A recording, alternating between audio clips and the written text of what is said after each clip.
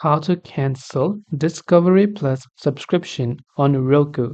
So, if you use Roku and you have a Discovery Plus subscription on it and you want to cancel it, well, to cancel it actually, instead of using your Roku itself, we will use our computer browser or our mobile browser. And all you have to do is to simply open up your browser and go to my.roku.com/subscriptions. I repeat, my.roku.com/subscriptions. And once you go to this particular page, it will ask you to log in to your Roku account. So log into the exact account that is also logged in on your Roku account where you have subscribed to Disney Plus and just hit the sign in button.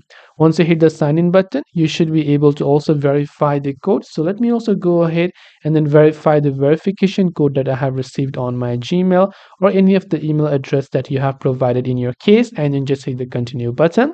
Then after you've done that, basically you will be able to see all your active subscriptions right here, and you'll also find the manage subscription option from where you'll be able to turn off auto renew for the current Disney Plus subscription that you have. And this way you should be able to go ahead and then basically cancel Discovery Plus subscription on Roku. I hope the video helped you out. If you have any questions, feel free to leave them down. Thanks for watching and see you in the next video.